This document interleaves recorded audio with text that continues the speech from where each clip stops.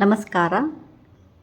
ನಾನು ನಿಮಗೆ ಇವತ್ತು ನಮ್ಮ ಹಿಂದೂ ಧರ್ಮದಲ್ಲಿ ನಾಗದೇವತೆಯ ಮಹತ್ವದ ಬಗ್ಗೆ ಹೇಳುತ್ತೇನೆ ಹಾಗೂ ಪುರಾಣಗಳಲ್ಲಿ ಬರುವ ನಾಗದೇವತೆಯ ಕಥೆಗಳ ಬಗ್ಗೆ ಮಾಹಿತಿ ಕೊಡುತ್ತೇನೆ ಹಾಗೂ ನಾಗದೇವತೆಗಳ ಪೂಜಾ ಹಾಗೂ ನಾಗದೋಷ ಅಥವಾ ಕಾಳಸರ್ಪದೋಷದ ಬಗ್ಗೆ ಹೇಳುತ್ತೇನೆ ಹಾಗೂ ಅದರ ಪರಿಹಾರಗಳನ್ನು ತಿಳಿದುಕೊಳ್ಳೋಣ. ನಾಗದೇವತೆಗಳ ಬಗ್ಗೆ ತಿಳಿಯಬೇಕಾದರೆ ನೀವು ವಿಡಿಯೋ ಸ್ಕಿಪ್ ಮಾಡದೆ ವಿಡಿಯೋ ಕೊನೆ ತನಕ ನೋಡಿದರೆ ನಿಮಗೆ ನಾಗದೇವರ ಜನ್ಮ ಹಾಗೂ ಅವರ ಮಹತ್ವದ ಬಗ್ಗೆ ತಿಳಿಯುತ್ತದೆ. ನಮ್ಮ ಹಿಂದೂ ಧರ್ಮದಲ್ಲಿ ನಾಗದೇವತೆ ಅಥವಾ ಸರ್ಪದೇವತೆಗಳು ಅತ್ಯಂತ ಪವಿತ್ರ ಶಕ್ತಿಗಳಾಗಿ ಪರಿಗಣಿಸಲ್ಪಟ್ಟಿವೆ. ನಾಗ ಎಂದರೆ ಸರ್ಪ, ಆದರೆ ಪುರಾಣಗಳಲ್ಲಿ ನಾಗರು ಸಾಮಾನ್ಯ ಹಾವುಗಳಲ್ಲ, ಅವರು ದೈವಿಕ ಶಕ್ತಿಯುಳ್ಳ ಜೀವಿಗಳು.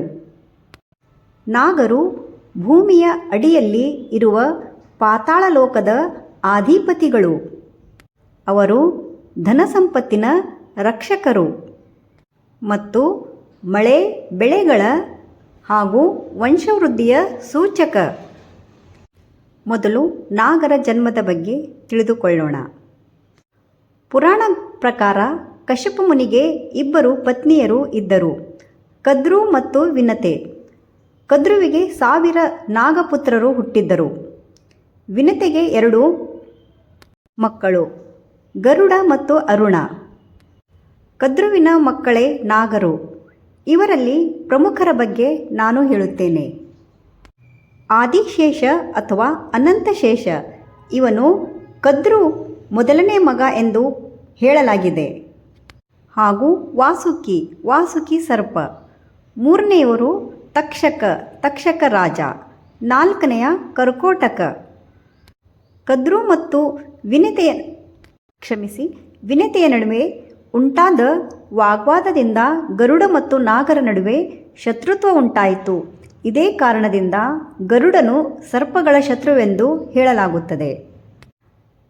ಅನಂತಶೇಷ ಅಥವಾ ಆದಿಶೇಷನಾಗ, ಇವನು ಎಲ್ಲ ನಾಗರಲ್ಲಿಯೂ ಮಹಾನ. ಪುರಾಣಗಳ ಪ್ರಕಾರ ಭೂಮಿಯನ್ನೇ ತನ್ನ ಹೆಡೆಗಳ ಮೇಲೆ ಧರಿಸಿದವನು ಎಂದು ಹೇಳಲಾಗಿದೆ. ಮಹಾವಿಷ್ಣು ಕ್ಷೀರಸಾಗರದಲ್ಲಿ ವಿಶ್ರಾಂತಿ ಪಡೆಯುವಾಗ ಶೇಷನ ಮೇಲೆ ಮಲಗಿರುತ್ತಾನೆ. ಇವನು ವಿಷ್ಣುವಿನ ಪರಮಭಕ್ತ. ಅವನು ಅನಂತ ಅಂದರೆ ಅಂತ್ಯವಿಲ್ಲದವನು. ವಿಷ್ಣುವಿನ ಗುಡಿಯಲ್ಲಿ ಅನಂತಶೇಷನ ಮೂರ್ತಿ ಸ್ಥಾಪಿಸಲಾಗುತ್ತದೆ ಹಾಗೂ ಎಲ್ಲ ಗುಡಿಗಳಲ್ಲಿಯೂ ನಾಗದೇವರ ಪ್ರತಿಮೆಗಳು ಇರುತ್ತವೆ. 2ನೇಯರು ವಾಸುಕಿ ನಾಗರಾಜ. ಸಮುದ್ರ ಮಂಥನದ ಸಮಯದಲ್ಲಿ ದೇವರು ಮತ್ತು ದಾನವರ ಅಮೃತ ಪಡೆಯಲು ಕ್ಷೀರಸಾಗರ ಮಂಥಿಸಿದರು. ಆವಾಗ ವಾಸುಕಿ ನಾಗನನ್ನು ಬಳಸಿದ್ದರು. ವಾಸುಕಿ ನಾಗವು ತನ್ನ ದೇಹವನ್ನು ಬಲಿಯಾಗಿ ಅರ್ಪಿಸಿದ್ದನು. ಅವನ ಬಾಯಿಂದ ಹೊರಬಂದ ವಿಶೇಷ ಹಲಾಹಲ್ ಅದೇ ವಿಷ. ಆ ವಿಷವನ್ನು ಶಿವನು ಕುಡಿದನು, ನೀಲಕಂಠನಾದನು. ವಾಸುಕಿ ಸರ್ಪವು ಮಹಾದೇವನಿಗೆ ಅತ್ಯಂತ ಪ್ರಿಯ. ವಾಸುಕಿ ಸದಾ ಶಿವನ ಕೊರಳಿನ ಮಾಲೆಯಾಗಿ ಇರುತ್ತದೆ. ತಕ್ಷಕ ಸರ್ಪ. ಮಹಾಭಾರತದಲ್ಲಿ ತಕ್ಷಕನ ಕಥೆ ಪ್ರಸಿದ್ಧ. ರಾಜ ಪರೀಕ್ಷಿತ ಶಮಿಕ ಋಷಿಯನ್ನು ಅವಮಾನಿಸಿದ್ದನು. ಪರೀಕ್ಷಿತ ರಾಜನು ಶಮಿಕ ಋಷಿಯ ಕೊರಳಲ್ಲಿ ಸತ್ತ ಹಾವನ್ನು ತಂದಿ ಹಾಕಿದ್ದನು. ಶಮಿಕ ಋಷಿಯ ಮಗ ಶೃಂಗಿ ಪರೀಕ್ಷಿತನಿಗೆ ಶಾಪ ನೀಡುತ್ತಾನೆ. 7 ದಿನದಲ್ಲಿ ಹಾವು ಕಡಿದು ಸಾಯಬೇಕೆಂದು ಶಾಪ ಕೊಡುತ್ತಾನೆ. ಮುಂದೆ ಹಾಗೇ ಆಗುತ್ತದೆ. ಪರೀಕ್ಷಿತ ರಾಜನು ತಕ್ಷಕ ಸರ್ಪ ಕಡಿತದಿಂದ ಪರೀಕ್ಷಿತ ರಾಜನು ಮರಣ ಹೊಂದುತ್ತಾನೆ. ಮುಂದೆ ಪರೀಕ್ಷಿತನ ಮಗ ಜನಮೇಜಯ ರಾಜ ತನ್ನ ತಂದೆ ಸಾವಿಗೆ ಕಾರಣವಾದ ತಕ್ಷಕನ ವಿರುದ್ಧ ಒಂದು ಸರ್ಪಯಾಗ ಯಜ್ಞ ಮಾಡುತ್ತಾನೆ. ಈ ಯಜ್ಞಕುಂಡದಲ್ಲಿ ಎಲ್ಲ ನಾಗಗಳು ಅಗ್ನಿಯಲ್ಲಿ ಬೀಳಲು ಆರಂಭಿಸುತ್ತವೆ. ಇದು ನಾಗವಂಶಕ್ಕೆ ದೊಡ್ಡ ಸಂಕಟವಾಗುತ್ತದೆ.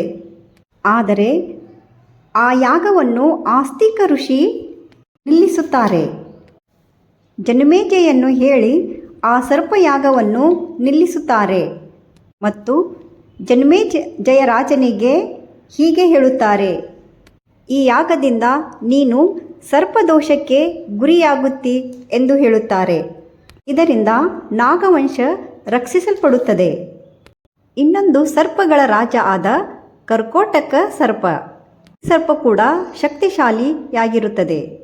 ಆದರೆ ಒಂದು ಶಾಪದಿಂದ ಅರಣ್ಯದಲ್ಲಿ ಅಚಲವಾಗಿ ಸಿಲುಕಿಕೊಂಡಿತ್ತು. ಅವನಿಗೆ ನಳರಾಜನು ಅಗ್ನಿಯಿಂದ ರಕ್ಷಿಸಿದನು. ಈ ಕರ್ಕೋಟ ಸರ್ಪದ ಕಥೆ ನಳದಮಂತಿಯ ಕಥೆಯಲ್ಲಿ ಬರುತ್ತದೆ. ರಾಜ ನಳ ಕಾಳದೋಷದಿಂದ ಸಂಕಟಕ್ಕೆ ಒಳಗಾಗಿದ್ದಾಗ ಕರ್ಕೋಟಕ ನಾಗನು ಅವನನ್ನು ಕಚ್ಚಿದ್ದನು. ಆದರೆ ಅದು ಶಾಪವಲ್ಲ, ರಕ್ಷಣೆಯೇ ಆಯಿತು. ಇದರಿಂದ ಅವನು ಶತ್ರುಗಳಿಂದ ರಕ್ಷಿಸಲ್ಪಟ್ಟನು. ನಂತರ ನಳನು ತನ್ನ ರಾಜ್ಯವನ್ನು ಮರಳಿ ಪಡೆದನು. ಈಗ ನಾಗದೋಷ ಎಂದರೇನು ಕೇಳೋಣ. ನಮ್ಮ ಜ್ಯೋತಿಷ್ಯದಲ್ಲಿ ನಾಗದೋಷ ಅಥವಾ ಸರ್ಪದೋಷ ಎಂದರೆ ಪೂರ್ವಜನ್ಮದ ಪಾಪಫಲ ಎಂದು ಹೇಳಲಾಗಿದೆ. ಸರ್ಪಹತ್ಯ ಅಥವಾ ಸರ್ಪಪೀಡೆ ಹಾಗೂ ಕುಂಡಲಿಯಲ್ಲಿ ರಾಹು ಕೇತು ದೋಷದ ಪರಿಣಾಮ ಎಂದು ಹೇಳಲಾಗಿದೆ. ಇದು ಸಂಪೂರ್ಣವಾಗಿ ಜ್ಯೋತಿಷ್ಯ ಗಣಿತದ ಆಧಾರದ ಮೇಲೆ ಹೇಳಲಾಗುತ್ತದೆ. ಇನ್ನು ಕೆಲವು ನಂಬಿಕೆಗಳು. ನಾವು ಪೂರ್ವಜನ್ಮದಲ್ಲಿ ಸರ್ಪಗಳಿಗೆ ಹಾನಿ ಮಾಡಿದ ಕಾರಣ. ಇದಲ್ಲದೆ ನಮ್ಮ ಪೂರ್ವಜರು ಕೈಯಿಂದ ಸರ್ಪಗಳಿಗೆ ಹಾನಿಯಾಗಿರುವುದು. ಇವುಗಳಿಂದ ಕೂಡ ದೋಷ ಬರುತ್ತದೆ ಎಂದು ಹೇಳಲಾಗಿದೆ. ಆ ಪೂರ್ವಜನ್ಮದ ಕರ್ಮಗಳು ಈ ಜನ್ಮದಲ್ಲಿ ಪರಿಣಾಮ ಕೊಡಬಹುದು. ನಮಗೆ ಸರ್ಪ ದೋಷವಿದೆ ಎಂದು ಹೇಗೆ ಗೊತ್ತಾಗಬಹುದು? ಅದರ ಕೆಲವು ಪರಿಣಾಮಗಳು ನೋಡೋಣ. ವಿವಾಹ ವಿಳಂಬ, ಸಂತಾನ ಲಾಭದಲ್ಲಿ ತೊಂದರೆ ಹಾಗೂ ಮನೆಯಲ್ಲಿ ಅಶಾಂತಿ, ನಿರಂತರ ಅಡೆತಡೆಗಳು. ಹೀಗಿದ್ದಾಗ ಇದಕ್ಕೆ ಕೆಲವು ಪ್ರಮುಖ ಪರಿಹಾರಗಳನ್ನು ನೋಡೋಣ. ನಾಗದೇವತೆಗೆ ಹಾಲು ಅರಿಶಿಣ ಅರ್ಪಣೆ ಮಾಡುವುದು ಹಾಗೂ ಉಪವಾಸ ವ್ರತ ಮಾಡುವುದು. ಓಂ ನಮೋ ನಾಗದೇವತಾಯ ಜಪ ಮಾಡುವುದು. ಇದು ಅತ್ಯಂತ ಸರಳ ಮತ್ತು ಪರಿಣಾಮಕಾರಿ ಪರಿಹಾರ. ಇನ್ನೂ ಕೆಲವು ಪರಿಹಾರಗಳು ಇವೆ. ದೇವಾಲಯದಲ್ಲಿ ಅಥವಾ ಪವಿತ್ರ ಸ್ಥಳದಲ್ಲಿ ನಾಗಪ್ರತಿಮೆಯನ್ನು ಪ್ರತಿಷ್ಠಾಪನೆ ಮಾಡುವುದು. ಆದರೆ ಇದು ಸಾಮಾನ್ಯವಾಗಿ ಜ್ಯೋತಿಷ್ಯ ಗುರುಗಳ ಮಾರ್ಗದರ್ಶನದಲ್ಲಿ ಮಾಡಬೇಕು. ಇದು ಸಂಪೂರ್ಣ ಪೂಜಾ ಮಂತ್ರಗಳ ವಿಧಿ ಪ್ರಕಾರ ಮಾಡಬೇಕು. ಹಾಗೂ ಶಿವನ ಗುಡಿಯಲ್ಲಿ ಕೂಡ ರುದ್ರಾಭಿಷೇಕ ಮಾಡಿಸಬಹುದು. ಹಾಗೂ ವಿಶೇಷ ಕ್ಷೇತ್ರಗಳಲ್ಲಿ ಪೂಜೆ. ನಮ್ಮ ಕರ್ನಾಟಕದಲ್ಲಿ ಪ್ರಸಿದ್ಧವಾದ ಕುಕ್ಕೆ ಸುಬ್ರಹ್ಮಣ್ಯಂ ದೇವಸ್ಥಾನ. ಇಲ್ಲಿ ನಾಗದೋಷಕ್ಕೆ ವಿಶೇಷವಾಗಿ ಪೂಜೆ ಮಾಡಿಸಲಾಗುತ್ತದೆ. ಹಾಗೂ ರಾಹುಕೇತು ಶಾಂತಿ. ಕಾಲಸರ್ಪ ದೋಷಕ್ಕೆ ಶಿವಭಕ್ತಿ ಅತ್ಯಂತ ಫಲಪ್ರದ ಎಂದು ಹೇಳುತ್ತಾರೆ. ಸೋಮವಾರ ಉಪವಾಸ, ರುದ್ರಾಭಿಷೇಕ ಹಾಗೂ ಮಹಾಮೃತ್ಯುಂಜಯ ಮಂತ್ರ ಜಪ. ಇದೆಲ್ಲ ಮಾಡಬೇಕಾದರೆ ನೀವು ಸರಿಯಾದ ಜ್ಯೋತಿಷ್ಯ ಸಲಹೆ ಉತ್ತಮ. ದೋಷವೆದ್ದು ಅತಿಯಾಗಿ ಭಯಪಡುವ ಅಗತ್ಯವಿಲ್ಲ. ಪ್ರತಿಯೊಬ್ಬರ ಕುಂಡಲಿ ವಿಭಿನ್ನ ಹಾಗೂ ಸರಿಯಾದ ಜ್ಯೋತಿಷ್ಯ ಸಲಹೆ ಮುಖ್ಯ. ಈ ನಾಗದೇವರು ನಮ್ಮ ರಕ್ಷಕರು. ಅವರಿಗೆ ಯಾವ ಹಾನಿಯೂ ಮಾಡಬಾರದು.